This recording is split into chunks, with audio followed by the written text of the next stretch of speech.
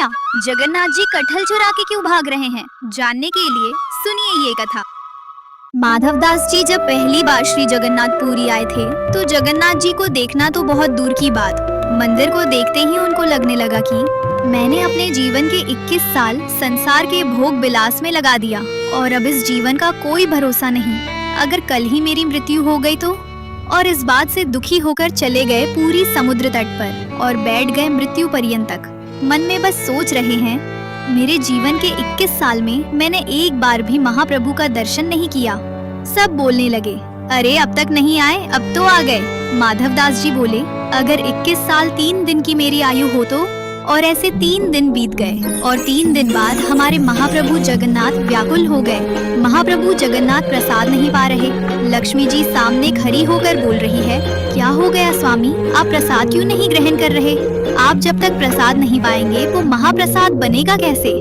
जगन्नाथ जी बोले, देवी इच्छा नहीं हो रही।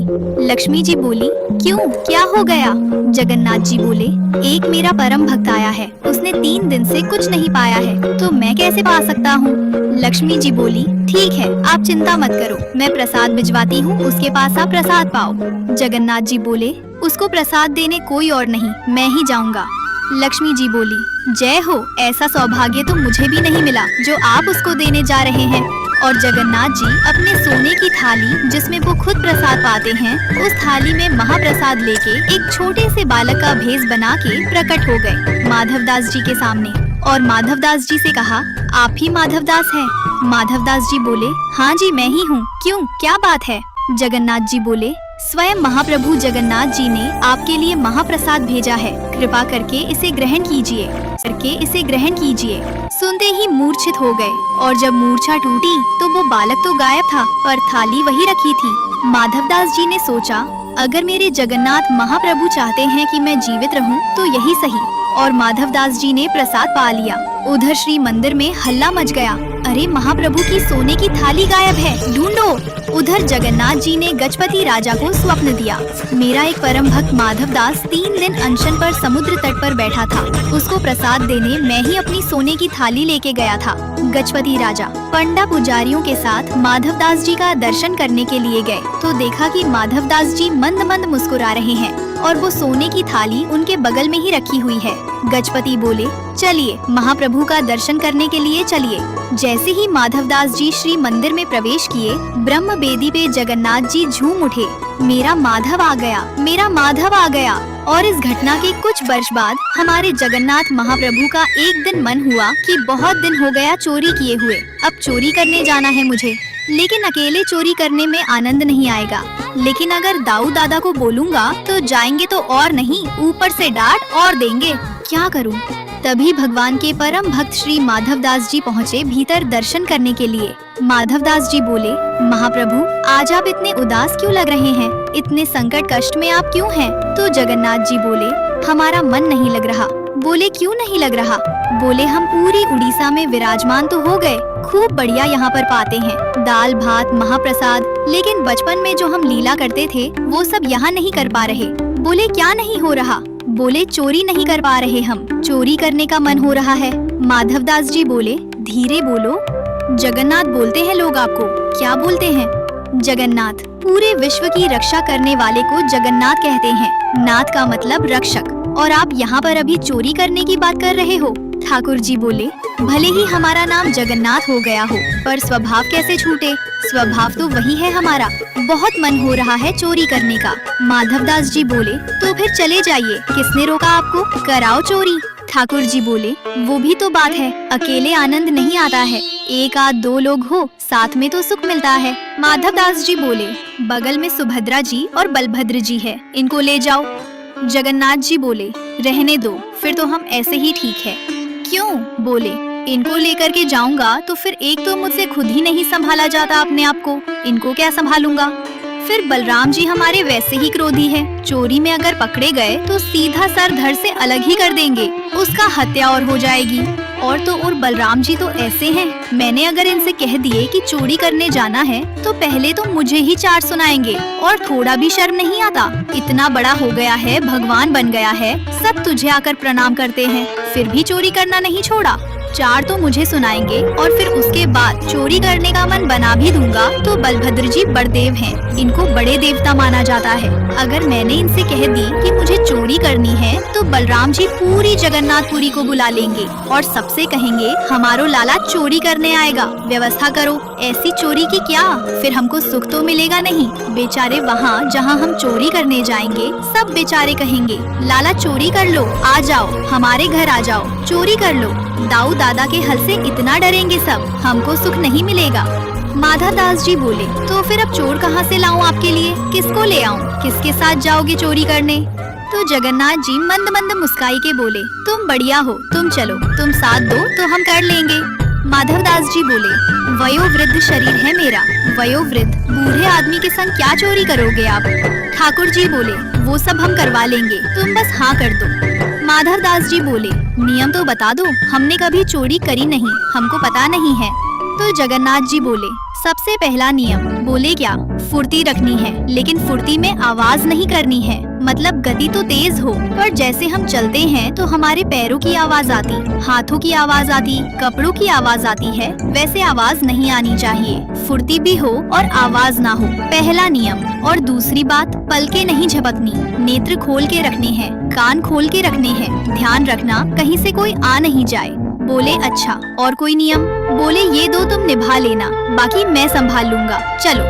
माधव दास जी बोले कहाँ जाएंगे चोरी करने? जगन्नाथ जी बोले ये जो राजा हैं जगन्नाथपुरी के, इनके बगीचा में खूब सुंदर सुंदर कटहल होते हैं, और देखो ये हमारे लिए भोग लगाने भेजते नहीं हैं, हमको कटहल खाने का मन कर रहा है, कटहल की चोरी करके आएंगे। माधव दास जी बोले इतना सब कुछ करने की क्या आवश्यकता है, हम राजा जी को पत्र भेज देते हैं, वो कटहल भिजवा देंगे, कल कटहल ही कटहल पाना आप।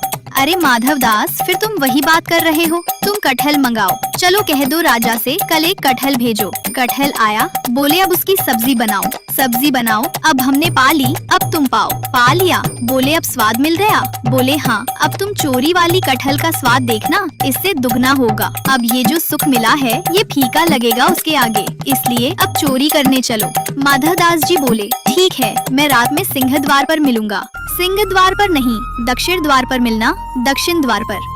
माधव दास जी बाहर प्रतीक्षा कर रहे हैं। रात्रि में ठाकुर जी आए, चुपचाप छोटे से लाला बन गए, बड़े बड़े नेत्र हैं, काले ठाकुर जी और सुंदर, एक पोशाक धारण करके आए। माधव दास जी ने अपने कंधे पर बिठा लिया उनको, और श्री जगन्नाथ जी जा रहे हैं चोरी करने। राजा के बगीचा में पहुँचे। जगन्नाथ जी बोले देखो सामने कटहल का पेड़ है, वहाँ चलो। पहुँच गए बगीचा में, अंदर अंदर जाकर के जगन्नाथ जी उतर गए नीचे। ठाकुर जी बोले अब ऊपर चढ़ना पड़ेगा, ऊपर से कटहल तोड़नी पड़ेगी। तो माधव दास जी बोले कौन से पेड़ पर चढ़ना है? अरे धीरे बोलो, कोई सुन लेगा, हम तुमसे पहले ही बोले, धीरे बोलना, क्या चिल्ला रहे हो? जैसे ही माधव दास जी बोले कौन से पेड़ पर चढ़ना है, तो बगीचे का मालिक उठ गया।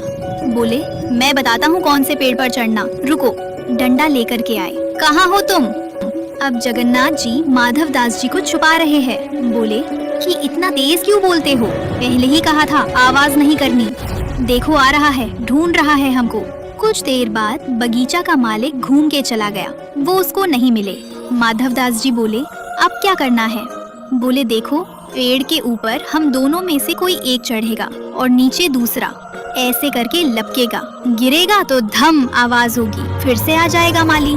तो माधव दास जी बोले आप तो लाला हो, इतना भारी आपका शरीर है, आप खुद ही धम से नहीं गिर जाओ, मैं चढ़ता हूँ ऊपर। ठाकुर जी बोले तुम चढ़ो, हम पीताम्बरी करके खड़े हैं, हम ले लेंगे गोद में। ऊपर चढ़ गए माधव दास जी और कटहल लेकर के। माधव दास जी ऊपर से चिल्ला के पूछे कौन सा दूं, ये वाला कि वो? तू खड़े रहे ऊपर ही। इतने में ही बगीचा वाला बोले मैं बताता हूँ कौन सा। ठाकुर जी तो वहाँ से भाग गए। अब ऊपर से माधव दास जी कटहल गिरा रहे हैं, नीचे धम। अरे ये धम आवाज आ रही है, आप लपक नहीं रहे क्या? नीचे माली बोला मैं लपकूंगा, आजा नीचे। माधव दास जी नीचे उतर करके आए। बेचारे ठाकुर जी तो भाग गए वहाँ से। माधव दास जी जैसे ही निकल करके नीचे आए, हाथ पांव बांध दिए। बोले रुक जाओ, तुमको बताते हैं, सुबह होने दो। माधव दास जी इधर उधर देख रहे हैं। किसको ढूंढ रहे हो? बोले एक और आए थे साथ में, उनको ढूंढ रहा हूँ, हमें तो कोई नहीं दिखा, वो तो अंतर ध्यान हो गए होंगे। सीधे मंदिर में जाकर खड़े हो गए। दूसरे दिन सुबह हुई। राजा को खबर मिली कि हमारे बगीचा में कोई चोर घुसे थे रात को। सुबह सुबह राजा बगीचा घूमने आता था, तो जैसे ही बगीचा में आया तो देखा माधव दास जी पेड़ से लटके पड़े हैं। राजा उनको गुरु मानता था। तुरंत आकर के, अरे गुरुदेव गुरुदेव गुरुदेव, ये कैसी लीला, जल्दी खोलो जल्दी खोलो। माली बोला, इनको नहीं खोलना, ये रात में कटहल चुरा रहे थे यहाँ से। अरे हमारे गुरुजी हैं, खोलो इनको। तुरंत खोला।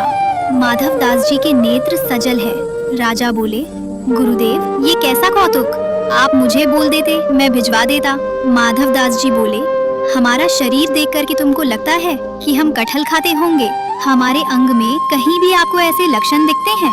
हमारी जीवा इतनी चटोरी होगी कि हमको कटहल की इच्छा हो? तो बोले, हमारे जगन्नाथपुरी में सबसे चटोरे कौन है?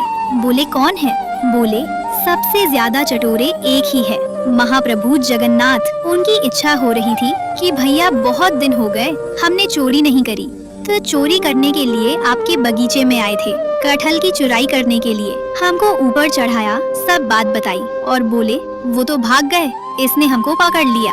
राजा के नेत्र सजल हो गए। कितना बड़ा भाग्यशाली हूँ, महाप्रभु जगन्नाथ मेरे बगीचे पर चोरी करने आए और उसी दिन पूरा बगीचा महाप्रभु जगन्नाथ जी के ही नाम कर दिया।